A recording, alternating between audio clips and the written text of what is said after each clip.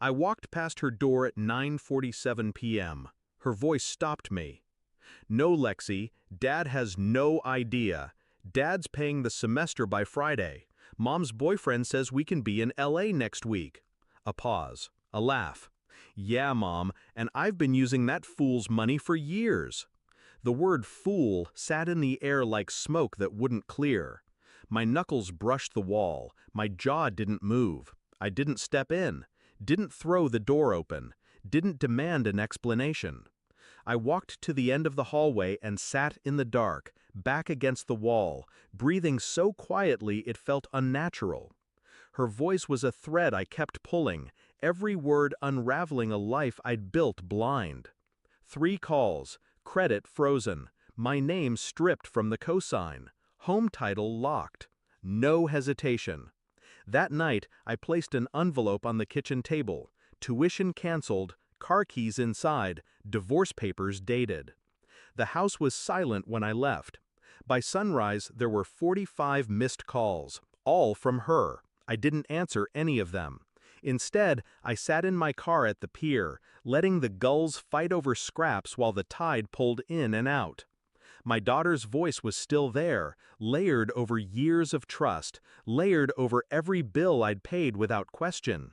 Lexi wasn't just a child anymore, she was a weapon, a sharpened thing aimed at my wallet. Her laughter had a truth in it. Not the awkward slip of a teenager, no, it was clean, practiced. She'd been saying these things for a while. And my wife, her mother, had been listening, feeding it, planning an exit.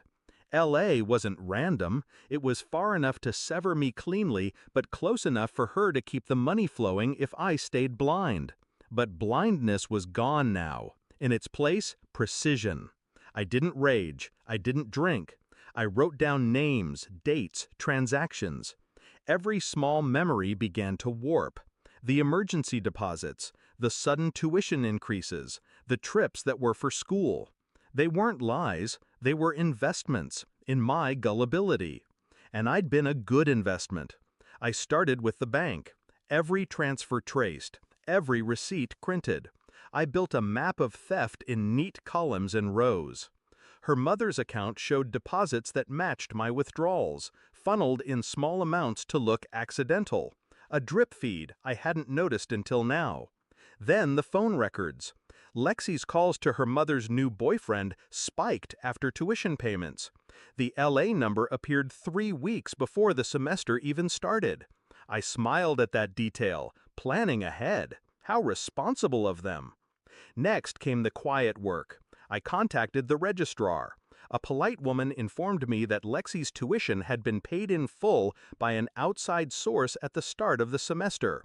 My payments? They'd been redirected for her living costs. Living costs? I requested copies. Had them couriered to my office, not my home. For 3 days, I let them believe nothing had changed.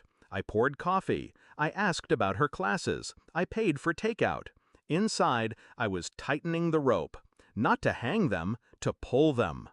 The documents arrived on a Wednesday afternoon, neat manila envelope, neater handwriting. All of it stamped, signed, and legal.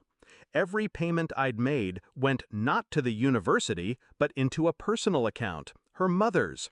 And from there to joint expenses with the boyfriend, rent, furniture, 2 tickets to LA booked for next week.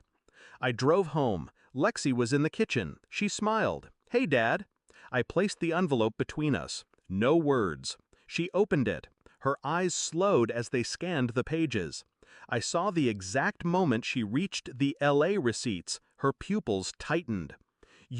She started. I didn't let her finish. "You've been practicing that laugh for years," I said. She blinked. It's perfect," I said. "Every mark falls for it once." Silence.